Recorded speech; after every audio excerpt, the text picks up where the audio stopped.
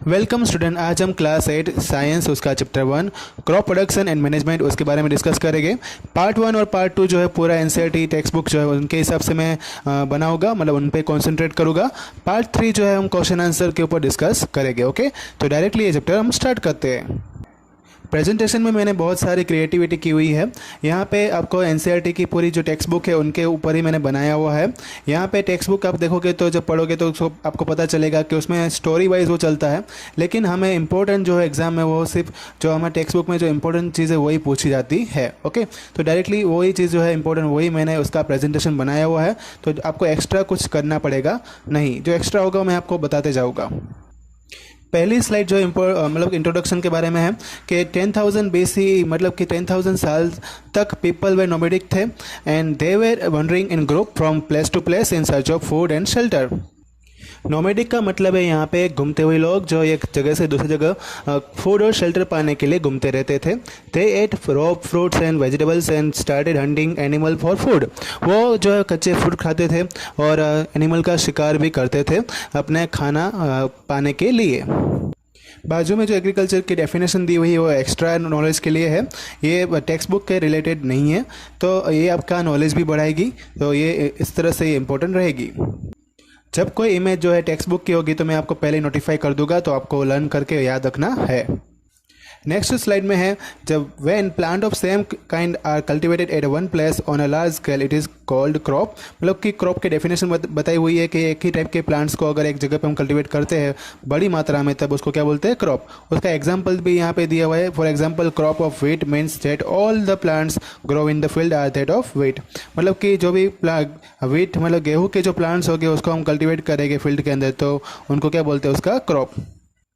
Next slide में, India is a vast country. The climatic condition like temperature, humidity, rainfall vary from one region to another reason.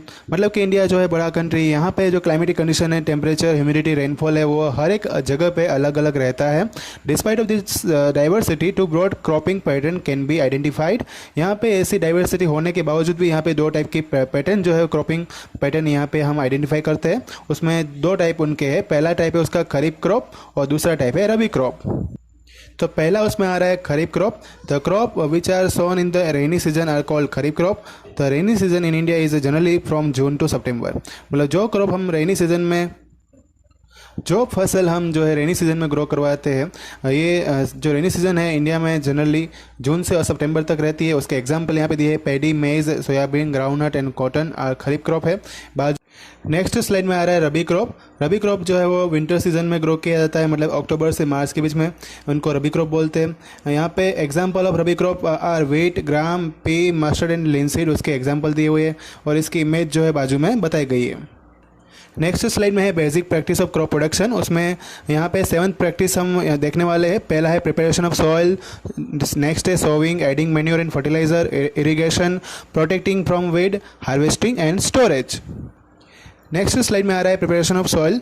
The process of loosening and turning of soil is called tilling और ploughing. This is the done by using plough. मतलब कि plough का use करके हम जो है soil को loose कर सकते हैं, उसको टर्न कर सकते हैं। यहाँ पे उसका पिक्चर जो है बताया गया है। Plough are made of wood and और iron. If the soil is very dry it may need watering before ploughing. मतलब कि प्लाउ जो है वो वुड का या तो आयरन का बना होता है। अगर सॉइल जो बहुत ज़्यादा ड्राई होगी, सूखी होगी, तो हम उसमें पहले उसको पानी डाल के उसका प्लाउइंग कर सकते हैं। द प्लाउड फील्ड में have a big clumps of soil called crumb. It is necessary to break this crumb. Plough field जो होती है उसमें बहुत सारे टुकड़े पड़े होते हैं मिट्टी के, तो उन टुकड़ों का जो है तोड़ना ज़रूरी होता है। नेक्स्ट स्लाइड में है levelling. Levelling the field is the beneficial for sowing as well as for irrigation. मतलब कि इरीगेशन और सोविंग करने के लिए लेवलिंग करना ज़रूरी है। Levelling of soil is done with the help of leveller. Leveller से ही हम जो लेवलिंग कर सकते हैं सॉइल का। Sometime manure is added to the soil before tilling. Tilling करने से पहले हमें मैन्योर भी कभी कभी ऐड करना चाहिए। This help in proper mixing of manure with the soil. इससे हम क्या कर पाएंगे, तो सॉइल में जो है वो मैन्योर का अच्छी तरह से मिक्सिंग कर पाएंगे। Soil is moisture before sowing. मतलब कि सोविंग करने से पहले सॉइल थोड़ी है मॉइस्चर वाली होनी ज़रूरी है। नेक्स्ट स्लाइड में आ रहा है एग्रीकल्चर टूल, उसमें पहला आ रहा है plough. This is being used since ancient times, ये बहुत एंशिएंट टाइम्स मतलब पहले से ही बहुत ही हम इसको उपयोग करते आ रहे हैं। For tilling the soil, adding the fertiliser to the crop, removing weeds and turning the soil. मतलब कि हम अगर सॉइल को टिलिंग करना है, फर्टिलाइजर को ऐड करना है, वेट्स को अगर निकालना है या सॉइल को टर्न करना है मतलब ऊपर नीचे करना है ज़मीन के मिट्टी को, तब प्लाउ का यूज़ होता है। और यहाँ पे उसका पिक्चर जो है वो टेक्स्ट बुक वाला दिया हुआ है। नेक्स्ट स्लाइड में हो, it is a simple tool which is used for the removing waits for the loosening the soil. मतलब वेट्स को अगर रिमूव करना है या फिर सॉइल को लूजन करना है तब हो काम आता है। उसका पिक्चर जो यहाँ पे टेक्स्ट बुक वाला ही दिया हुआ है। नेक्स्ट है उसके बाद cultivator. Nowadays ploughing is done by tractor driven cultivator, तो use of cultivator save the labour and time. अभी आज के दिनों में जो खेत में है ट्रैक्टर ड्राइवन कल्टीवेटर का यूज़ होता है और ये कल्टीवेटर जो है लेबर का टाइम भी बचाता है और उससे जल्दी काम भी होता है। नेक्स्ट स्लाइड में आ रहा है sowing. Sowing is the important part of the crop production. Before sowing good quality and clean and healthy seeds of good variety are selected. मतलब कि जो सोविंग करना मतलब कि जो हम दाने जो है अपने गेहूं के या तो किसी के वो जब ज़मीन में डालते हैं वो सबसे क्रॉप प्रोडक्शन का एक इम्पोर्टेंट पार्ट रहता है। जब हम ये सीड डालें उससे पहले हमें अच्छी क्वालिटी वाले क्लीन और हेल्दी सीड को जो है वो अच्छी वेराइटी वाले सीड को पसंद करना होता है। Farmer prefer to use seeds which give high yield. Farmer जो है ऐसे सीड्स पसंद करते हैं जिससे उसको हाई यील्डिंग मिले, मतलब ज़्यादा से ज़्यादा क्रॉप प्रोडक्शन हो। डैमेज्ड सीड बिकम होलो। यहाँ पे थोड़ी कैरेक्टरिस्टिक्स दी हुई है कि कैसे सीड्स जो है वो डैमेज होते हैं। तो सीधी बात है कि जो अंदर से होलो हो गए एंड आर दस लाइटर, जो थोड़े हल्के हो गए, therefore float on the water. मतलब जब भी हम उनको पानी में डालेंगे तो ऐसे जो डैमेज्ड सीड मतलब कि जो लो क्वालिटी के सीड हो गए वो पानी में ऊपर आ जाएंगे, तो हम उसको पहचान सकते हैं कि ये सीड जो है वो हेल्दी नहीं है, उसमें कुछ बीमारी है, तो उनको हम क्रॉप प्रोडक्शन मतलब कि सोविंग नहीं करवा सकते। This is a good method of separating goods and healthy seeds from the damaged one. इस तरह से ये एक अच्छी मेथड है कि पानी में डालने के बाद हम दोनों सीड को अलग कर सकते हैं और अच्छी वैरायटी के सीड को सिलेक्ट कर सकते हैं। नेक्स्ट स्लाइड में ट्रेडिशनल टूल। तो अभी the tools use in traditionally for sowing seeds is shaped like a funnel. अभी जो टूल यूज़ हो रहा है सीड्स मतलब कि जो सीड्स को सोविंग करवाने के लिए एक फनल टाइप का यूज़ होता है।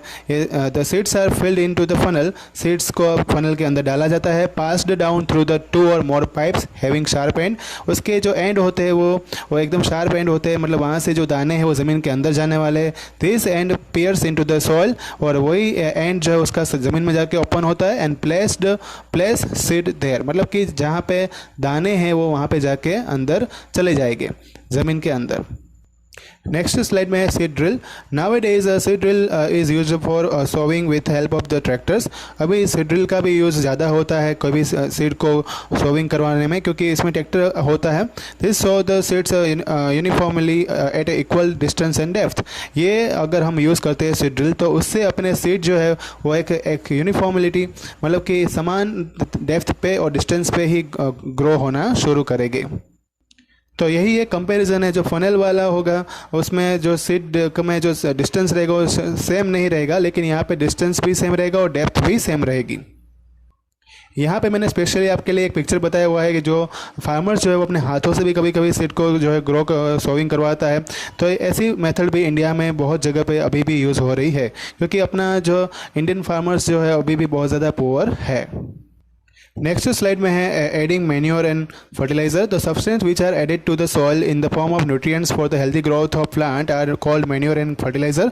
जो ऐसे सब्सटेंस अगर हम ऐड करते हैं सॉइल में जिससे न्यूट्रिएंट्स मिले और हेल्दी ग्रोथ हो प्लांट का, तो उनको क्या बोलते हैं? Manure and fertiliser. पहले हम बात करेंगे मैन्योर के बारे में। Manure is the organic substance obtained from the decomposition of plants and animal waste.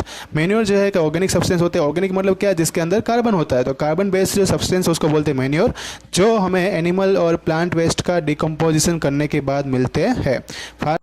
Farmers dump plant and animal waste in a pits at open place मतलब फार्मर जो है प्लांट्स और एनिमल वेस्ट का जो है खड्डे में ओपन प्लेस में उसको कलेक्ट करता है, उसको डंप करता है and allow it to decompose, उसको अलाउ करता है कि जिससे वो डिकम्पोजिशन उसका होना शुरू हो जाए। The decomposition is caused by some micro organism. यहाँ पे जो डिकम्पोजिशन हो रहा है वो थोड़े माइक्रो ऑर्गेनिज्म की वजह से होता है। The decomposition decomposed matter is used as a organic manure. यही डिकम्पोज्ड मैटर जो है वो ऑर्गेनिक मैन्योर के फॉर्म में काम लिया जाता है।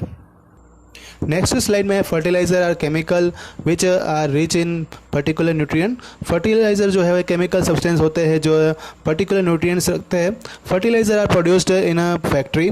फर्टिलाइजर को फैक्ट्री में प्रोड्यूस किया जाता है। उसके एग्जांपल जो है यहाँ पे बताए हुए हैं urea, ammonium sulphate, super phosphate, potash, NPK. NPK मतलब कि नाइट्रोजन, फॉस्फोरस और पोटेशियम। तो ये सभी जो है फर्टिलाइज़र के एग्जांपल है और उसमें कैसे उसका स्प्रिंकलिंग होता है उसका एक इमेज भी मैंने यहाँ पे बताया हुआ है। पार्ट 2 जो है वो इस चैप्टर का जल्द ही आएगा, आपको नोटिफाई किया जाएगा। इससे पहले आप रिवाइज करते रहना। कोई भी आपको डाउट है तो यहाँ पे कमेंट बॉक्स ऑलरेडी यूट्यूब पे मैंने मतलब कि यहाँ पे आपके लिए प्रेजेंट है, तो आप उसमें डाउट अपना लिख के, कोई भी क्वेश्चन है तो आप लिख के भेज सकते हो। ओके, रिवाइज करते रहना। Thank you all.